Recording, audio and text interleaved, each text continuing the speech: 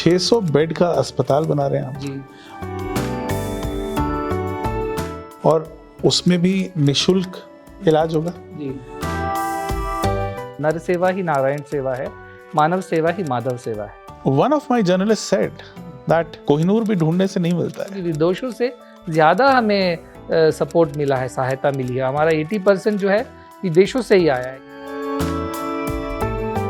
मधुबन खुशबू देता है, सागर सावन देता है, जीना उसका जीना है। नमस्कार, ZeeIndia.com और India.com की सभी वेबसाइट्स पर आपका स्वागत है। I am meeting the person who is not available easily.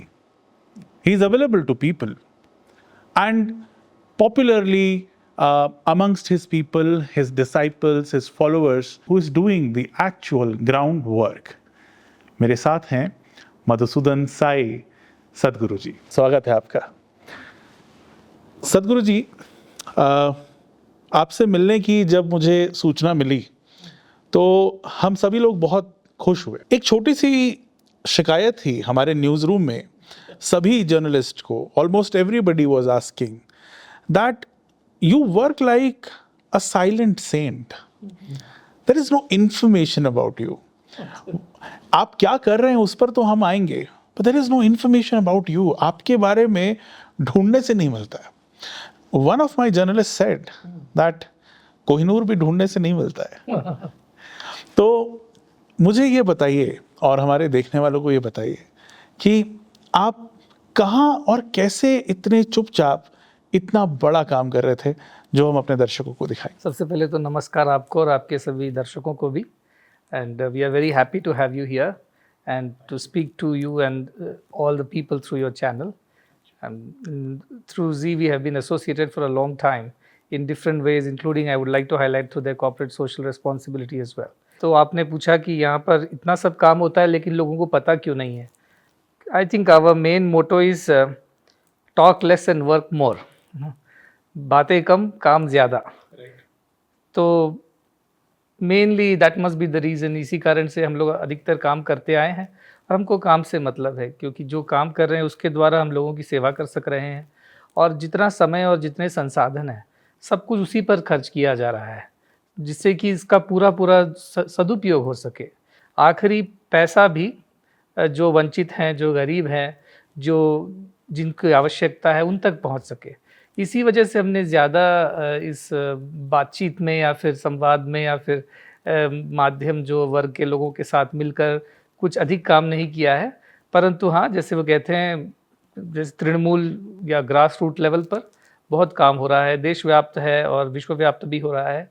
पर ये सिर्फ हमारी सोच है कि हम जितना भी हमारी शक्ति है, जितनी शक्ति है, जितने संसाधन है, उसे काम पर ज़्यादा हम खर्च करें बजाय बाकी और चीज़ों पर। You like to work and make less noise about it. I think work should speak for itself.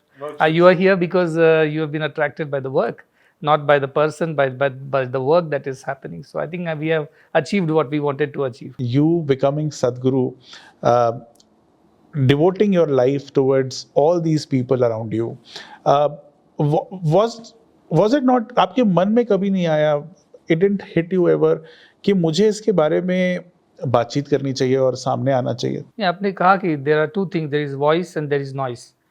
तो वॉइस तो है हमारी और जिन लोगों तक पहुंचनी चाहिए वहां तक पहुंच भी रही है, और वरना इतना सारा काम नहीं हो सकता। ये जो है एक साझेदारी का काम है। It's a partnership between governments, between our organizations and between many other philanthropic bodies and people in the country and abroad. So जिन तक ये आवाज़ पहुंचनी चाहिए उन तक तो ये पहुंच ही रही है। The voice is reaching, the noise perhaps is not reaching because we don't make one. तो ये हमारी पद्धति रही है, ये हमारी सोच और ये हमारे कार्य की जो प्रणाली रही है। लेकिन अभी मुझे ये समझ में आने लगा है, ये 10-12 साल जो काम करने के बाद, कि it's important that what we do is also known to people. तो लोगों को जानकारी होनी चाहिए, सामान्य लोगों को जानकारी होनी चाहिए, किसी और कारण के लिए नहीं, बल्कि सिर्फ इसलिए कि जो जिसके माध्यम के द्वारा या पत्रिका के द्वारा या पत्रकारों के द्वारा यदि ये जन सामान्य तक पहुंच सके तो बहुत से लोगों को हमारी सेवा के बारे में जानकारी मिल सकेगी, जिससे कि जैसे हमारे अस्पताल चलते हैं जहाँ पर निःशुल्क हृदय इलाज होता है बच्चों का, लेकिन काफ़ी लोगों को पता नहीं चलता है। और कभी कभी मुझे ये दुख होता है देखकर कि लोग जो आते हैं वो पहले ही कहीं कहीं भटक कर यहाँ आते हैं और उतने भटकने में ही उनके 1 लाख 2 लाख खर्च हो जाते हैं। जो ऑटो ड्राइवर है, जो रिक्शा पुलर है, जो सब्जी जो ठेलों पर बेचते हैं, उनके बच्चों के इलाज के लिए वो 2-3 लाख खर्च कर देते हैं, तो उनका सब कुछ बिक जाता है। तो मुझे इस बात का क्षोभ ज़रूर है कि यदि हमारे बारे में उन्हें पहले ही पता होता तो वो पहले हमारे यहाँ आ जाते, जिससे उनका वो 1-2 लाख रुपए जो यहाँ वह इन्वेस्टिगेशन में, डायग्नोस्टिक्स में और ट्रैवल में खर्च हुआ है वो भी बच जाता। तो वैसे ही अन्नपूर्णा हमारे ब्रेकफास्ट प्रोग्राम है, उसका भी सबको यदि पता होता तो अधिक से अधिक स्कूलों तक ये पहुंच पाती बात। हमारे देखने वालों को मैं बताना चाहता हूँ कि मैंने सदगुरु के हॉस्पिटल्स को देखा, उनके कार्यक्रमों को देखा। आप कमाल का काम कर रहे हैं। I think I wanted to check who am I meeting when I was coming here. Throughout my flight, throughout my journey, I was thinking whether I am going to meet a social worker, am I going to meet a philanthropist, am I going to meet somebody who's a CEO. You're coming up with FMCG products as well. मैंने ये देखा और ये पाया कि भारत के नक्शे में आप हिंदी बेल्ट में थोड़े कम दिखते हैं। जब हम देखते हैं आप सदर्न पार्ट में आप काफ़ी एक्टिव हैं, आप इंग्लिश स्पीकिंग एरियाज़ में काफ़ी एक्टिव हैं, लेकिन आप हिंदी बेल्ट में थोड़े कम एक्टिव हैं। क्या चैलेंज आते हैं सदगुरु? वाकई ये चैलेंज की बात नहीं है, हमें कोई परेशानी या कोई दिक्कत नहीं आई है कि हम भारत के जो उत्तर भाग में या उत्तर पूर्वी भाग में क्यों नहीं जा पाए। सीधी सी बात ये है कि हमारा जो मुख्य जो केंद्र है वो कर्नाटक में स्थित है। तो सबसे पहले जो है दिए का उजाला जो है उसके आसपास ही फैलता है, फिर धीरे धीरे और आगे बढ़ता है। तो जो भी हुआ है पहले कर्नाटक में ज़्यादा कार्य हो रहा है क्योंकि हम यहाँ पर स्थित है, लेकिन ऐसा नहीं है कि उत्तर भारत में या बाकी जगहों पर काम नहीं हो रहा है। मसलन जैसे हमारे यहाँ पलवल हरियाणा में हमारा एक हृदय चिकित्सक अस्पताल है जहाँ पर बच्चे Uttar Pradesh, Jammu Kashmir, Jharkhand, Bihar, West Bengal, even North East से आते हैं। वैसे ही हमारा बॉम्बे में, नवी मुंबई में खारघर में एक अस्पताल है जहाँ पर बच्चे फिर गुजरात से, राजस्थान से और महाराष्ट्र से सब आते हैं। हमारा कर्नाटक में अस्पताल है, छत्तीसगढ़ में है which is the heart of India, you can say central India, तो वहाँ पे भी अस्पताल है जहाँ बच्चे उड़ीसा से। आप खुद भी छत्तीसगढ़ से आते हैं? मैं छत्तीसगढ़ में मेरी पैदाइश है जी। तो वहाँ पर मैं पैदा हुआ, लेकिन पढ़ाई वहाँ करने के बाद में मैं आंध्र प्रदेश आया, तो इधर मैं मेरी बाकी की पढ़ाई हुई। आपको प्रेरणा कहाँ से मिलती है ये सारा काम करने की? ये हम सभी जो है श्री सत्य साई बाबा के अनुयायी हैं। तो श्री सत्य साई बाबा ने, और ये मेरे शब्दों में नहीं, प्रधानमंत्री नरेंद्र मोदी जी के शब्दों में मैं बताना चाहता हूँ कि उन्होंने कहा कि सत्य साई बाबा एक ऐसे आध्यात्मिक पुरुष निकले जिन्होंने आध्यात्मिकता को कर्मकांड से मुक्त करके सेवा से जोड़ दिया है। जो आप अब तक कह रहे थे कि बहुत सारे गुरु हुए हैं भारत में, बहुत सारे सदगुरु हुए हैं, जगत गुरु हुए हैं और भी कई तरह के आध्यात्मिक व्यक्तित्व आए हैं, लेकिन बाबा का जो कार्य है सेवा के क्षेत्र में वो उन्हें बाकियों से अलग कर देता है। तो उनकी ही प्रेरणा है, मैं उनके पास पढ़ा हूँ और उनके साथ में रहकर एक शिष्य की तरह, एक विद्यार्थी की तरह उनके साथ रहकर एक भक्त की तरह भी बहुत कुछ सीखा है। तो उनकी प्रेरणा और उनके आदर्शों का पालन करते हुए कि नर सेवा ही नारायण सेवा है, मानव सेवा ही माधव सेवा है, तो उसी भाव को आगे बढ़ाते हुए हम ये कार्य करते आ रहे हैं। जर्नलिज्म का एक सवाल हमारे पास है। आपने कहा कि आप गुरु जी को मानते हैं, सत्य साई बाबा के साथ, लेकिन उस ट्रस्ट के साथ आपके इस अनोखे काम को, मैं आपका काम देखने के बाद ये बात कह रहा हूँ, आप जो काम कर रहे हैं, मैं उन मरीजों से मिला, मैंने ओपीडी में रैंडम लोगों से पूछा दैट वो क्या कर रहे हैं, उनसे कोई, मैंने खुद एडमिशन लेने की कोशिश की, फ्री में सब काम हो गया। तो ये सब कैसे हो रहा था मुझे नहीं पता। आप इतना नोबल काम कर रहे हैं, लेकिन ट्रस्ट के बीच में आपस में एक विवाद खड़ा हुआ। ये विवाद क्यों सामने आया? क्या इसका कारण ये है कि आप एक नोबल कॉज कर रहे हैं, चैरिटी बेस्ड, और इससे डिसाइपल्स जो हैं दूसरी तरफ वो कम हो जाते हैं? ये अलगाव क्यों आया? मैं इसे अलगाव नहीं कहूँगा, मैं आप इसका एक मिसाल के तौर पर पेश करूँ तो आप ये समझिए कि नदियाँ सारी हिमालय से ही निकलती हैं, चाहे वो गंगा जी हो या यमुना जी हो। गंगोत्री भी हिमालय में है, यमुनोत्री भी हिमालय में है, तो उनका स्रोत एक ही है, उनकी प्रेरणा एक ही, लेकिन दोनों नदियाँ अपनी अपनी दिशा में बहकर चलती हैं। यमुना जी जो सेवा करती हैं, जिन भागों को वो पानी देती हैं, वहाँ के लोग यमुना जी की ही पूजा करेंगे। जो गंगा जी जहाँ बहती है वहाँ पर गंगा जी की पूजा होती है, पर अंत में दोनों मिलकर समुद्र में पहुँच जाते हैं और वो अंततो गत्वा उनका जो मुख्य उद्देश्य है वही होता है। तो वैसे मैं ये कहना चाहूँगा कि भले ये ट्रस्ट हो, वो ट्रस्ट हो, और ऐसे कई ट्रस्ट है, भारत भर भी नहीं, देश भर, विश्व भर में भी हैं, जो सच्चे साईं बाबा की प्रेरणा से प्रारंभ हुए हैं और वे अपनी अपनी दिशा में अपना अपना कार्य करते आ रहे हैं। तो जिन लोगों में समझ की कमी होती है वो इस विवाद में पड़ जाते हैं, पर हमारा व्यक्तिगत रूप में या फिर ट्रस्ट के रूप में कोई ऐसा विवाद नहीं है। थोड़ी बहुत जो समझ है, जिसकी कमी है, उसकी आपूर्ति के लिए हम प्रयत्नरत हैं कि कहीं ऐसी समझ आए जहाँ पर जैसे गंगा यमुना दोनों मिलकर समुद्र में जैसे पहुँचती है और अंततः वही उनका उद्देश्य होता है, वैसे ही मानव सेवा के उद्देश्य से दोनों ट्रस्ट कार्य करते रहें, अपनी अपनी दिशा में करते रहें और उसमें विवाद की संभावना भी ना हो, जो नासमझी की संभावना ना हो, ये हमारा प्रयत्न रहता है। पर समय लगता है सभी चीज़ों को लोगों के द्वारा स्वीकार किए जाने के लिए। Yes, I was coming to that. 13 years almost. Ji. Sadhguru, I saw your work, and when I was looking on the internet, I could see that there were people pushing you behind. They were trying to push you down. They were trying to negate your closeness with your guru in totality. They were saying that he is not the disciple. You never thought of becoming the successor?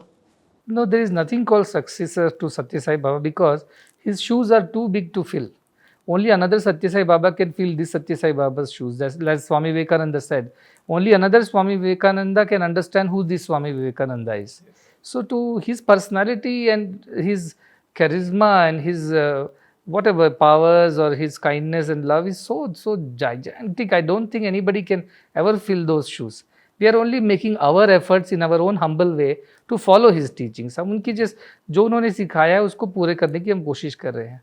और ये मेरा आध्यात्मिक अनुभव रहा है कि बाबा जो है भले ही शारीरिक रूप में कहीं नहीं हो, क्योंकि उनकी महासमाधि जैसे आपको बताया 2011 अप्रैल में हुई थी, लेकिन उनका जो अस्तित्व है वो दैवी अस्तित्व है, वो सदा विद्यमान है और जो भी उनकी प्रार्थना करता है, जो भी उनसे मार्गदर्शन की कामना करता है और सच्चे हृदय से जो उनकी भक्ति करता है, उनके लिए वो हमेशा ही प्रकट होते हैं। चलिए, बहुत अच्छी बात है। मेरी डिजिटल टीम जब आपके बारे में लिखेगी, जब इस सब के बारे में लिखेगी, आपके बारे में जानकारी कम मिलती है। मुझे प्लीज़ बताइए कि आपकी जर्नी कहाँ से शुरू हुई और आपके बारे में अगर मैं किसी को संक्षिप्त में कुछ बताना चाहूँ तो प्लीज़ अपनी जर्नी के बारे में। जी, मैं संक्षिप्त रूप में बताता हूँ। मेरा जन्म जो है वो बालको नगर नाम की छोटी सी एक इंडस्ट्रियल टाउनशिप है जो छत्तीसगढ़ में है। पहले वो मध्य प्रदेश में हुआ करती थी, फिर वहाँ पर जन्म हुआ और हमारे यहाँ सभी बाबा के भक्त रहे थे, सत्य साई बाबा के भक्त। तो वहाँ से उनसे पहचान हुई। तो पुट्टपर्थी जहाँ पर बाबा का मूल स्थान है वहाँ पर आना जाना होता था। और एक समय ऐसा आया जब शिक्षा के लिए, क्योंकि बाबा के पहले ही इंस्टीट्यूट चलते हैं पुट्टपर्थी में, तो मैं पढ़ने के लिए यहाँ पर आया। मैंने अपना BSc honours in chemistry, then MSc in chemistry and after that MBA, ये तीनों जो है बाबा के इंस्टीट्यूट से पुट्टपर्थी से मैंने पूरा किया है। और उनकी इच्छा से ही, उनके आदेश से मैंने कुछ साल तक बेंगलोर में काम किया और मैं बैंक में मैं कार्यरत था। और उन्होंने कहा था मुझे कि जब समय आएगा तब वो मुझे बुला लेंगे, पर तब तक तुम थोड़ा अनुभव कर लो क्या क्या सीखना है। तो उनके आदेश से मैं गया। 6-7 साल के काम के बाद जब बाबा की महासमाधि का समय आ गया तो मैं एक तरह से बहुत विचलित हो गया कि मुझे बाबा ने कहा था वापस बुलाएंगे और कुछ काम देंगे, पर उन्होंने तो दिया नहीं और समय ख़त्म हो रहा है। तब मैं बड़ी चिंता में पड़ गया, असमंजस में पड़ गया जब उनकी महासमाधि हुई। पर ये वो समय था जब आप अपनी आत्मा को टटोलते हैं कि आपके जीवन का उद्देश्य क्या है, आप वास्तव में करना क्या चाहते हैं। और उस समय मुझे लगा कि मैं वही करना चाहता हूँ जो बाबा ने किया है समाज के लिए, उनके ही दिखाए हुए रास्ते पर मैं चलना चाहता हूँ।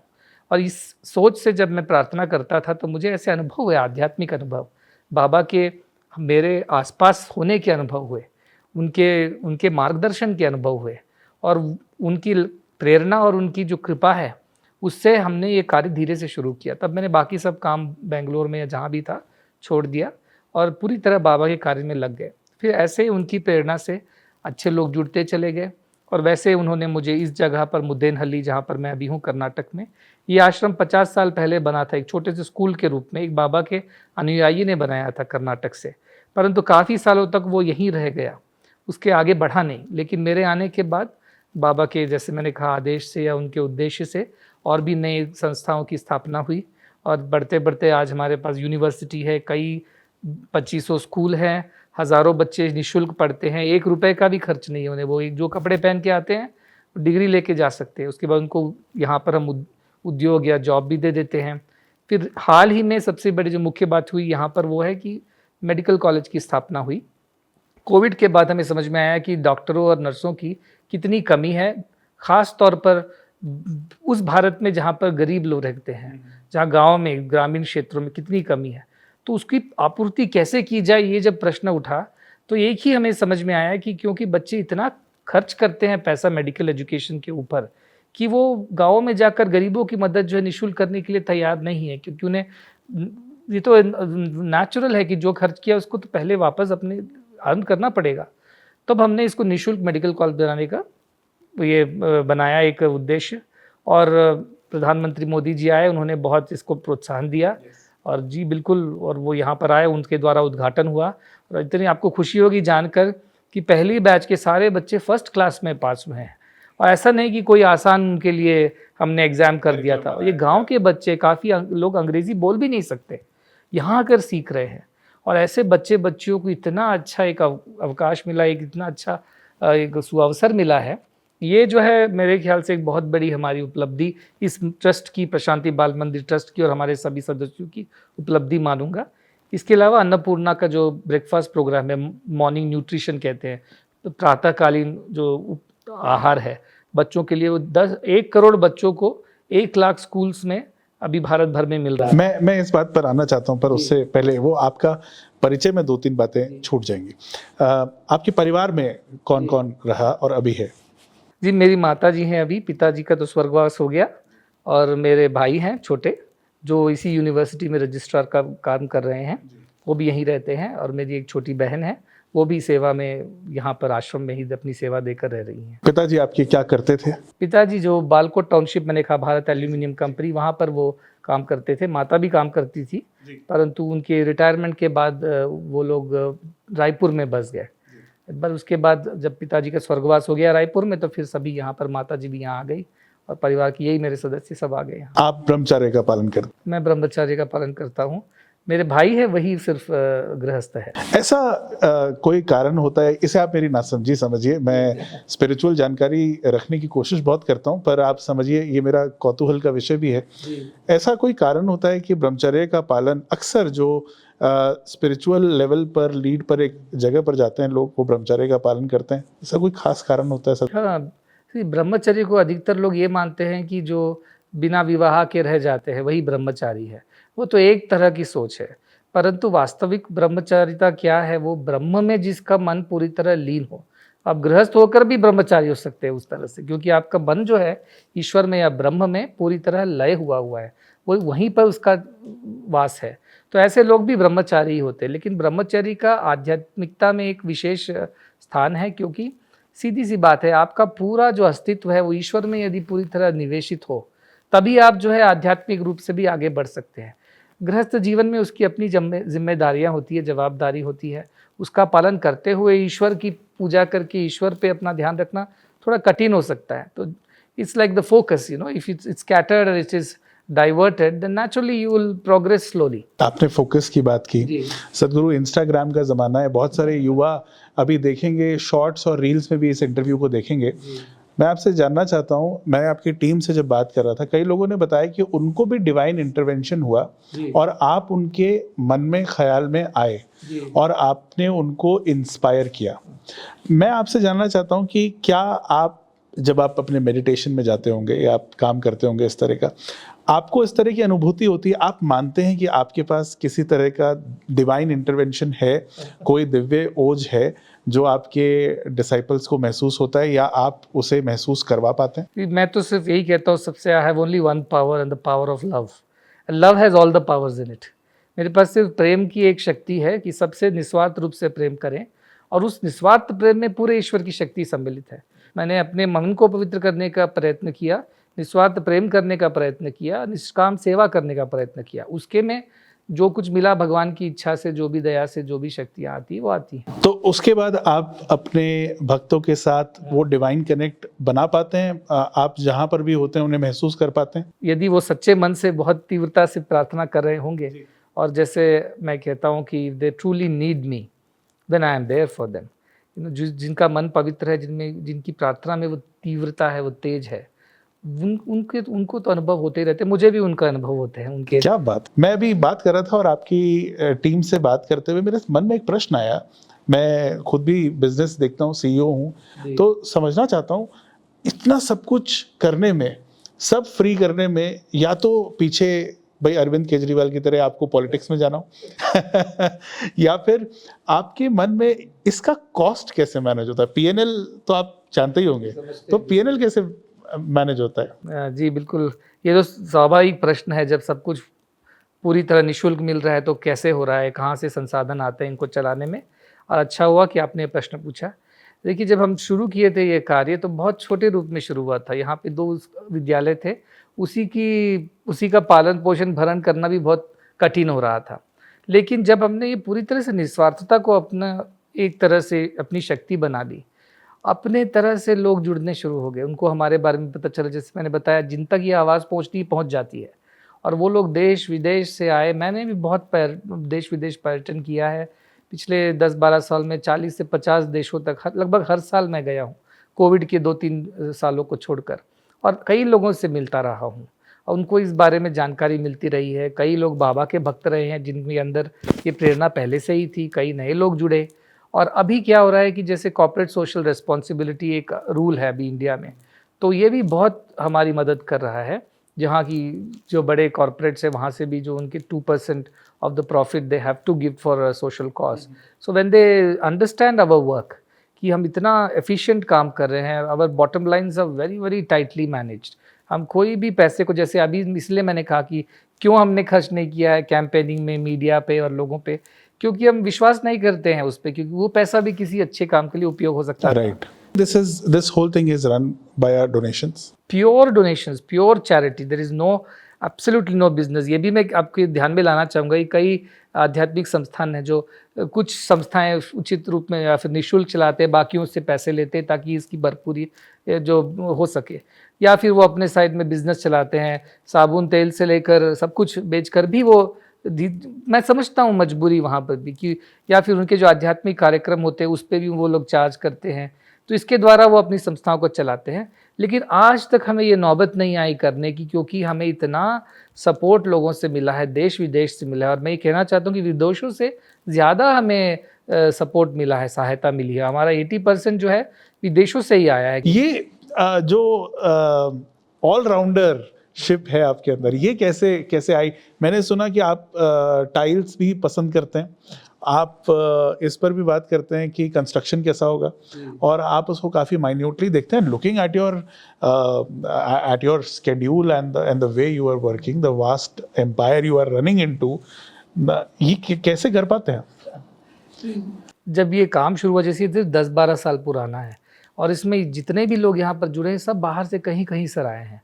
सबने कभी एक साथ में कोई काम किया भी नहीं इसके पहले, तो सबकी अपनी अपनी अलग अलग सोच होती थी, जिसके कारण प्रोजेक्ट डिलेज हो जाते थे, समझ अलग होती थी, लोगों की जो सिलेक्शंस अलग हो जाते थे। इसीलिए शुरू के सालों में मैंने बहुत सूक्ष्म रूप से सभी चीज़ पर ध्यान दिया है, from a simple thing like what kind of architecture we want, to what kind of machinery, to even aesthetics, सब कुछ पर बहुत ध्यान दिया। क्योंकि अलग अलग लोग यदि अपने अपने तरह करते थे, too many cooks spoil the broth जैसे है ना, बहुत सारे लोग अपने अपना दिमाग लगा, तो उस समय एक डायरेक्शन उनको देना ज़रूरी था। लेकिन अब मुझे इतनी आवश्यकता नहीं पड़ती है कि हर चीज़ में ध्यान दूँ। जो बड़े प्रोजेक्ट है जिनमें बड़ी मार्गदर्शन की आवश्यकता है, जो टाइम बाउंड है, वहाँ पर जो हेल्प चाहिए मैं वहाँ पर देता हूँ। पर अब मेरा अधिकतर समय जो है गया है वो ट्रेनिंग और नर्चरिंग द नेक्स्ट जनरेशन में जा रहा है। क्योंकि मुझे ये पूरी तरह याद है कि कई बड़े ऑर्गेनाइजेशंस फाउंडर के जाने के बाद समाप्त हो गए, क्योंकि उसको आगे बढ़ा नहीं पाए। तो मेरा अधिकतर समय जो है मैं नर्चरिंग द नेक्स्ट जनरेशन उनको मैं शायद मैं आपकी बात से यहाँ पर सहमत हूँ कि पिछले 13-14 सालों में मैं दिल्ली में लोधी रोड में बहुत करीब से देखा कि किस तरह से सत्य साई फाउंडेशन काम करता था, और अब धीरे धीरे जो उनका प्रभाव है वो कैसे कम होता जा रहा है। और मैं बहुत खुश हुआ जब मैंने आपका काम देखा कि आप एटलीस्ट उनकी सीख को लेकर और उस काम को आगे बढ़ाने की कोशिश कर रहे हैं। साईं बाबा की सत्ता को अपना बनाने के लिए, उनके डिसाइपल्स को घेरने के लिए कर रहे हैं। आप पहले तो हमने ऐसा कुछ किया ही नहीं, तो ऐसी बात उठी ही नहीं।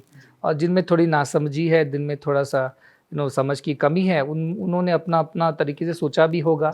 कुछ लोगों ने कहा, कुछ लोगों ने नहीं कहा, पर हमने तो बाबा से एक ही बात सीखी है कि आप अपने काम पर ध्यान दीजिए, बातों पे नहीं, काम पर ध्यान दीजिए। तो हमने कभी इसका मैंने क्या कहा, वो ध्यान ही नहीं दिया ज़्यादा।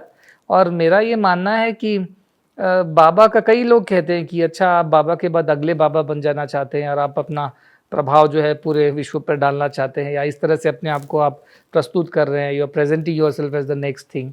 आई टेल देम टू थिंग्स। एक तो ये कि बाबा का व्यक्तित्व इतना बड़ा विशाल है कि कोई हमें से, नदी सागर में मिल सकती है पर सागर नहीं बना सकती। सागर का अपना अस्तित्व है, बाबा सागर की तरह, हम नदियों की तरह अपना काम कर सकते हैं, अंत में उनके अस्तित्व में मिल सकते हैं, लेकिन उनका हम रिप्लेस नहीं कर सकते, कोई भी नहीं कर सकता दुनिया में। तो ये तो पहली बात तो तय हो गई। तो वो बात ही नहीं उठती कि आप कैसे रिप्लेस किया, आप अगले आ सकते हैं। और दूसरी बात ये कि बाबा का क्या है, जो लोग कहते हैं बाबा का इतना बड़ा साम्राज्य, वो है क्या? आपने खुद कहा, it's not an asset, it's a liability. यदि एसेट्स होते तो कोई भी खुशी से आता बोलता मुझे चाहिए अगला इसका कंट्रोल, पर ये सब लायबिलिटीज़ है। आप मुफ्त के अस्पताल चलाइए, 2 दिन में जो आपकी जितनी क्या कहते हैं एंथुजियाज्म गायब हो जाएगा, क्योंकि ये आसान नहीं है। तो कौन चाहता है ये कांटों का ताज? पर जो लोग नाराज हुए, आपने उनको मैनेज बड़ा अच्छा किया, आपने जवाब नहीं दिया। और मैंने देखा आपको शायद गुस्सा नहीं आता, मैं आपको निजी तौर पे नहीं जानता, पर आपने ये कैसे कंट्रोल किया? क्योंकि मैंने जितना पढ़ा है, जितना मैं जानता हूँ और जितनी मेरी जानकारी है, इतने सालों से हम इस फील्ड को कवर कर रहे हैं, लोगों ने कहा तो बहुत खुश, आपको गुस्सा नहीं आया एक बार भी? नहीं, गुस्सा नहीं आया, लेकिन एक थोड़ा दुख ज़रूर हुआ इस बात का कि लोग समझ नहीं पाए कई लोग। परंतु फिर हमने इस बात पे उसको छोड़ दिया कि अंत में सत्य की ही जीत होती है। सत्यमेव जयते नानृतम, सभी जानते हैं कि जो सच है वो वापस अपने आप को वो प्रूव कर सकता है। उसको किसी की मदद की, सांच को आज क्या कहते हैं ना, तो उसको किसी की ज़रूरत नहीं है। 600 बेड का अस्पताल बना रहे हैं आप जी, और उसमें भी निःशुल्क इलाज होगा। जी, तो ये जो आइडिया है, जी। क्या ऐसा हो सकता है, क्या ये आपकी सोच है कि एक दिन पूरे भारतवर्ष में इस तरह के अस्पताल चले? देखिए, भारतवर्ष की जो प्राचीन परंपरा है, जो है, जब भारत को सोने की चिड़िया कहा जाता जी था, जी। तब यहाँ पर शिक्षा, स्वास्थ्य और पोषण को कभी व्यापार नहीं बनाया गया। हमारे मंदिरों में, हमारे तीर्थ क्षेत्रों में कोई भी भूखा आता था उसे भोजन दिया जाता था। आज भी होता है कई कई तीर्थ क्षेत्रों में। जो शिक्षा संस्थाएं, जो शिक्षण संस्थाएं थी, गुरुकुल थे, वो निःशुल्क रूप से चलते थे और उसकी जवाबदारी पूरा समाज उठाता था, राजाओं से लेकर हर कोई। तो आप देखिए, वशिष्ठ जी का आश्रम था, गुरुकुल था, वहाँ पे श्री राम जी भी पढ़ते थे, तो वहाँ के बाकी के सामान्य जन भी पढ़ते थे। श्री कृष्ण संदीपनी जी के गुरुकुल में पढ़ते थे, वहीं सुदामा जी भी पढ़ते थे। तो पैसे का तो कभी सवाल ही नहीं उठा हमारे देश में जब शिक्षा की बात आई। वैसे आरोग्य के क्षेत्र में वैद्यो नारायण हरि कहते हैं हम लोग, वैद्य ही भगवान है कहते हैं, डॉक्टर इज गॉड। क्यों कहते हैं? क्योंकि वो भगवान की तरह निस्वार्थ निःशुल्क काम करते थे। तो फिर उनका भरण पोषण कौन करता था? समाज करता था। ये सारे जो वैद्य थे, हमारे गुरुकुल के जो आचार्य थे, और जो पोषण के जो भी माध्यम थे, वो सब मंदिरों के अंतर्गत आते थे। और मंदिर इतने सशक्त और इतने समृद्ध हुआ करते थे कि वो ये सब निःशुल्क चलाते थे, और उनको दान दक्षिणा जो भी है वो समाज की तरफ से मिलता था, राजाओं की तरफ से मिलता था। महादेव में बहुत विश्वास रखते हैं आप? जी बिल्कुल। मैंने प्रभाव देखा आसपास, अभी हमारे सामने भी महादेव खुद साक्षात हैं। महादेव से आपका साकार कैसा है? कैसे आप उनसे खुद को कनेक्टेड पाते हैं? शिव जी तो सबके आराध्य है, भारत भर ही नहीं, विश्व भर में। और हम जब पुट्टपर्ती में भी पढ़ते थे तो बाबा जी को भी एक शिव का अवतार मानते थे कि शिव जी ने कई अवतार लिए हैं मानव सेवा के लिए। तो उनके कई अवतारों में, जैसे उनके अंश के रूप में कई कई महान व्यक्ति प्रकट हुए, तो हम भी उनको भी मानते। तो शिव जी से जुड़ाव वैसे भी हो गया बाबा के माध्यम से। और ये क्षेत्र जहाँ पर अभी हम बैठे हैं, ये शिव क्षेत्र है। यहाँ करीब 800 या 900 साल पुराना मंदिर है शिव जी का, जो नंदी हिल करके कहते हैं। नंदी की जो पहाड़ी, उसके तलहटी में एक मंदिर है और ऊपर एक और मंदिर है। और ये तो 800 साल का, तो इसका तो जो हम जानते हैं वो इतिहास है, पर मेरे हिसाब से ये हज़ारों साल पुराना क्षेत्र है, शिव क्षेत्र, जहाँ पर कई कई ऋषि मुनियों ने तपस्या की है, और अभी मुझे कई अनुभव भी हुए हैं इस क्षेत्र में शिव जी के की शक्ति का, और उनकी, हाँ, मुझे बहुत अनुभव होता है। कोई एक आध अगर साझा करें, मैंने जैसे कहा इंस्टाग्राम शॉर्ट्स पे इस तरह की बातचीत युवा लोग बहुत देखते हैं और अवेयरनेस भी होती है, कोई एक आध अगर आप साझा करें। अच्छा, आपको ये भी बताया कि ये जो प्रतिमा है ये एक मॉडल है जिसका बड़ा जो प्रतिमा है यहाँ पर बन रही है। जी जी ये जी, 100, मुझे पता हाँ, चला। करीब करीब 153 फीट टॉल, 153 फीट ऊंची, और शिव जी की खड़ी प्रतिमा है, विश्व भर में सबसे ऊंची प्रतिमा होगी वो। तो अभी बन रही है। शिव जी कई कई रूप में आते हैं, चित्र विचित्र है वो, उनका व्यक्तित्व ही बड़ा विचित्र है। वो अघोरी हो सकते हैं एक तरफ, तो दूसरी तरफ एक भिखारी भी बनकर आ सकते हैं आपके घर किसी भी रूप में। तो एक बार मैं जा रहा था, पहले तो मैं इतना फ्री हुआ करता, अभी तो बहुत मुश्किल है, लेकिन ऐसे आश्रम के चारों तरफ मैं वॉकिंग के लिए गया, चल रहा था सुबह मॉर्निंग वॉक पे। अचानक मैंने देखा एक बहुत बड़े विशाल काय व्यक्ति मेरी तरफ बड़े चले आ रहे हैं, परंतु वो किसी पागल भिखारी की तरह उनका वेश है। मतलब अपने ऊपर दुनिया भर के कपड़े बांध लिए हैं, जो रद्दी होता है, जो फटे पुराने कपड़ों को बांध के रखा है, और एक बैग है जिसमें भी बहुत सारे पुराने कपड़े भरे हुए हैं, और चप्पल फटी हुई है उसको बांधा हुआ है, और एक चश्मा बना है वो भी टूटा है, उसको भी किसी कपड़े से बांधा हुआ है, और बाल भी पूरे बिखरे हुए हैं। पर उनके हाथ में उनके एक चाबुक है, वो चाबुक भी कपड़ों से बनाया हुआ है, जो पुराने फटे कपड़ों से, और उसको धरती पे मार मार के आ रहे हो। तो मैं देख के थोड़ा भयभीत हो गया कि ये कौन है, क्योंकि कभी देखा नहीं था ऐसा व्यक्ति यहाँ पर। देखते हैं हम शहरों में पागल जैसे हो जाए, जो जिनकी मानसिक स्थिति नहीं होती ठीक, वो ऐसा करते हैं, लेकिन इतने विशाल काय 6-6.5 फुट ही आदमी और बड़े बड़े भुजाएं, तो मुझे थोड़ा डर लगा। मैंने सोचा मैं किसी तरह निकल जाऊं और अपने आप को बचा लूं, तो मैंने जल्दी जल्दी चलकर उनको क्रॉस करके निकल के मैं दूसरी तरफ चला गया, और फिर सोचा कि जब वापस आऊँगा तब तक तो ये चले जा चुके होंगे, लेकिन नहीं, जब वापस आए तो वहीं खड़े थे। तो जब खड़े थे तो मैं जब वहाँ से निकलने की कोशिश कर रहा था, तो उन्होंने मुझे पकड़ लिया, अपना हाथ जो है मेरे कंधे पर डाल के बात करने लगे। बोले यहाँ पर सत्य साई बाबा का भी निवास है, उन्होंने कहा। मैंने कहा ऐसे पागल भिखारी को इतनी बड़ी बात कैसे पता है? और मैंने फिर उनसे पूछा, वो भी अंग्रेजी में बात कर रहे हैं। अच्छा, अंग्रेजी में, बड़ी अच्छी अंग्रेजी। मैंने पूछा आप कहाँ से? मैं बोला दक्षिण की तरफ से आए। तो बोला आप क्या कर रहे हैं यहाँ पर? कहा कि मैं यहाँ बाबा से मिलने आया हूँ। मैंने कहा बाबा से मिलने? तो बाबा तो है नहीं, क्योंकि वो तो शारीरिक रूप में तो है नहीं, तो इनको ये सब कैसे पता है कि हम यहाँ पर है, यहाँ पर कुछ हो रहा है? फिर उन्होंने कहा कि बड़ी बड़ी JCB लाओ, बड़े बड़े बिल्डिंग्स बनाने हैं, बहुत सारा काम करना है, जल्दी जल्दी करना है। तो मैंने कहा ये कौन है, ये कैसे जानते कि यहाँ पे बिल्डिंग बनाने वाले? ये तो 12 साल पुरानी बात है, जहाँ कुछ भी नहीं था यहाँ पे। और फिर उन्होंने कहा कि बहुत सारा काम होने वाला है, बहुत कुछ होने वाला है। फिर मैंने पूछा उनसे विनम्रता से कि आप कौन हैं और आप यहाँ क्या कर रहे हैं? तो उन्होंने कहा ये सब क्षेत्र का मैं अधिपति हूँ। मैंने कहा आप कैसे हो सकते? तो भिखारी जैसे दिख रहे हैं, ये सारा क्षेत्र मेरा है, कहा उन्होंने।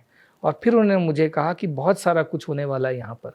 तो मुझे कुछ समझ में नहीं आया उस समय, पर जिस जगह पर ये पूरा वार्तालाप हुआ, फिर मैं थोड़ा आगे बढ़ा उनके साथ चलते चलते, छोड़ नहीं रहे थे मेरा गला, तो ऐसे ही चलते चलते आए, आश्रम की गेट तक पहुँच गए। फिर मैंने बोला आप यहाँ बैठिए, अगला कहाँ जाना है आपको? बोला मैं तो जहाँ जाना है मैं वहाँ चला जाऊँगा, मेरी मर्जी है।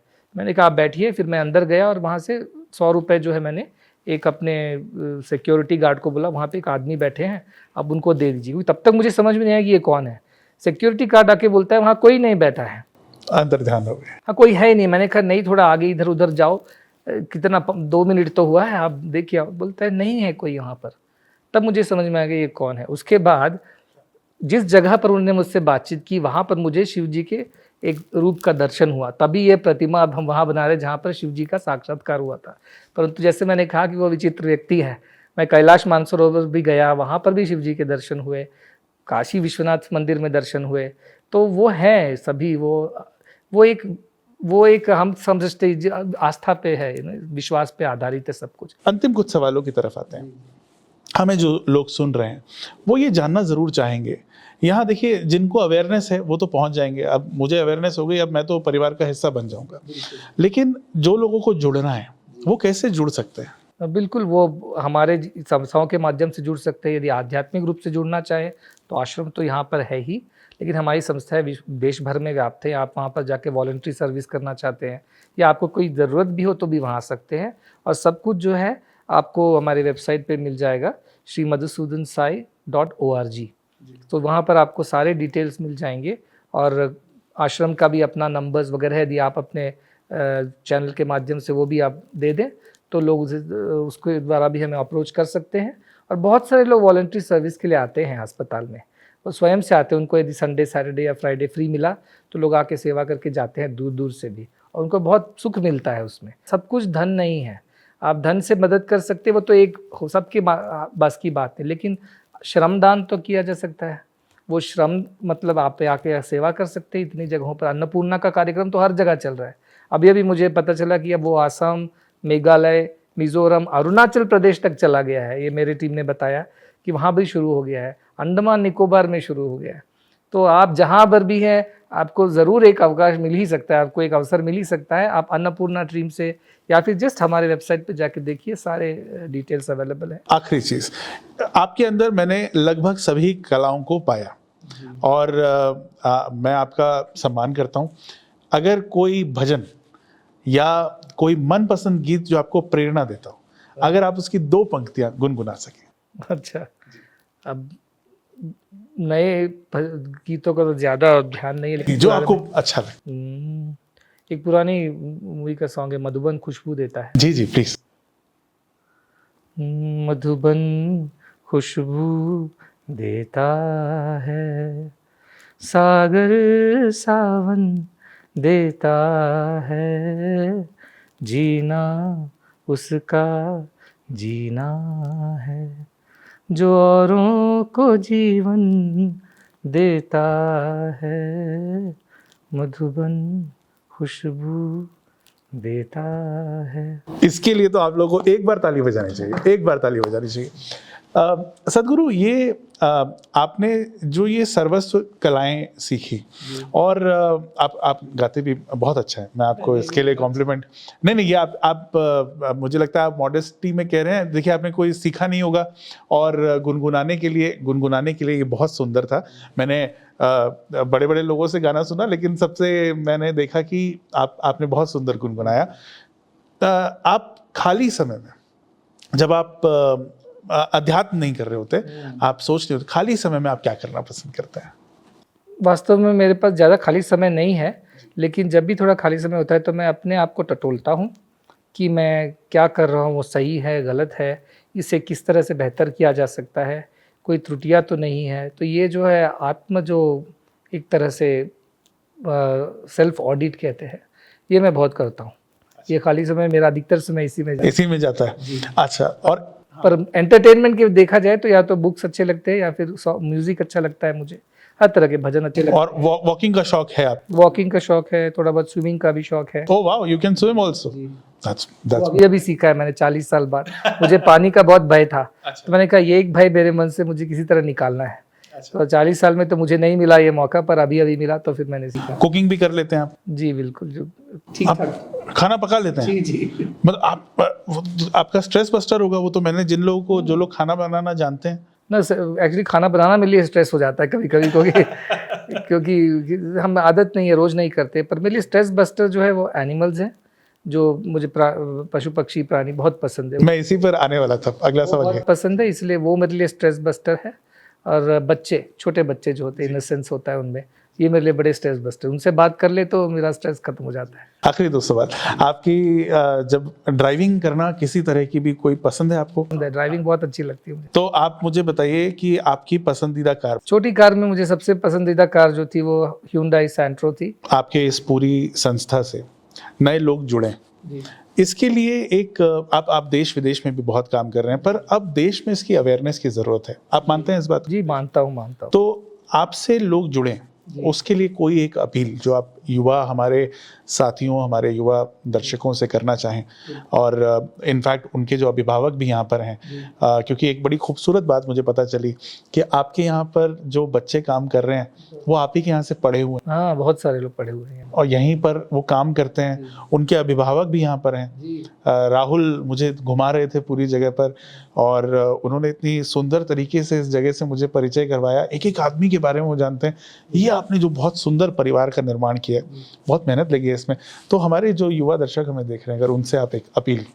Yes, I think for the युवा जो दर्शक है उनसे मैं सबसे बड़ी बात ये कह सकता हूँ कि आप जिस स्थिति में हैं, आप जिस परिस्थिति में आज के जो आपकी जो आयु है, जो युवा, वो सबसे सुंदर समय है आपके जीवन का, और इसका सदुपयोग करना बहुत आवश्यक है। दुरुपयोग तो कई तरीके से किया जा सकता है, और दुरुपयोग करने के लिए बहुत सारा प्रोत्साहन भी मिल रहा है आजकल समाज में, लेकिन उसका सदुपयोग करना हमें सीखना पड़ेगा, क्योंकि आज नहीं सीख पाए तो जीवन पर्यंत उसको हम सीख नहीं सकते। तो आप कैसे इसको कर सकते हैं? आप वो कीजिए जिसमें आपको खुशी मिलती है। सुख नहीं, सुख जो शारीरिक हो या मानसिक हो, या पॉपुलैरिटी से आता है, या इंस्टाग्राम पे लाइक से आता है, या वो सुख नहीं कह रहा हूँ मैं। जो अंदर से जो आनंद मिलता है जब आप कुछ करते हैं और आपको अंदर से एक अनुभूति होती है कि हाँ, मैंने जो किया है उससे मुझे बहुत आनंद आया है, आप उसे कीजिए। Don't get into the pressure of making money or getting ahead of the competition or becoming something big and becoming popular. These may give you some kind of a joy. थोड़ा सुख तो सब में होता है, लेकिन वो वास्तविक आनंद नहीं है। वास्तविक आनंद वो होता है जब आप वो कर रहे हैं जिसके लिए आप पैदा हुए हैं, जो आपके जीवन का उद्देश्य है। So find your purpose and align yourself with that purpose, and don't be afraid what will be the consequences. लोग क्या कहेंगे, इससे पैसे मिलेंगे, आगे बढ़ पाएंगे, ये सब बात की बात है। आप जिस चीज़ के लिए ईश्वर ने आपको इस दुनिया में भेजा है, आपका जो उद्देश्य है, वही आपका स्वधर्म है, उसको आप पालन कीजिए और आपको बहुत आनंद मिलेगा। और उस आनंद में आप इतने आगे जाएंगे, आप जो भी कार्य में जुड़ेंगे वो बहुत सफलता प्राप्त करेगा। अपने आप को दूसरों के सोच की बोझ में मत दबाइए। आप अपनी सोच से, अपने अंदर की जो ऊर्जा है, अपने अंदर की जो भावना है, उसको आप प्रकटित कीजिए अपने कार्य में, और आप हमेशा खुश रहेंगे। कोई मेंटल इश्यूज नहीं होंगे, फिजिकली फिट रहेंगे, और स्पिरिचुअली भी आप इवॉल्व करेंगे। तो you find your purpose and you find your happiness. This is what I want to tell the youth. And I would like to tell all my viewers out there that this is the most fascinating interview with not just a spiritual leader or a religious leader, but now I must say a humanitarian. I think, sir, you've been a good sport. आपने बहुत patience के साथ बहुत अच्छे से हमारे सवालों का जवाब दिया, इसके हम आभारी रहेंगे। और आपने हमें मौका दिया कि हम आपके कैंपस में आकर देख सकें और इतने अच्छे काम के बारे में लोगों को बता सकें, उसके लिए बहुत बहुत धन्यवाद। लेकिन बस एक ही गुजारिश है, आगे भी हमसे जुड़े रहिएगा ताकि हम लोगों तक ये बता सकें लोगों को कि उनको सही सत्य की शोध कहाँ पर आके करनी। बिल्कुल बिल्कुल, बहुत बहुत धन्यवाद, आप आए, आपने समय निकाला। ये आपका घर है, आपकी संस्था है, आपका जब मन हो आप आइए, और हमेशा काम के लिए ही ना आए, कभी कभी थोड़े से रिलैक्सेशन के लिए भी आ सकते हैं। ये बहुत सुंदर वातावरण है, hills are there to trek and beautiful nature is there, और सारी सुविधाएं हैं यहाँ पर। आप ऐसे भी आइए, अपनी टीम को भी लेकर आइए, कभी टीम आउटिंग या टीम बॉन्डिंग के लिए आप यहाँ पर आइए, आपका स्वागत है। बहुत बहुत बहुत बहुत धन्यवाद, नमस्ते।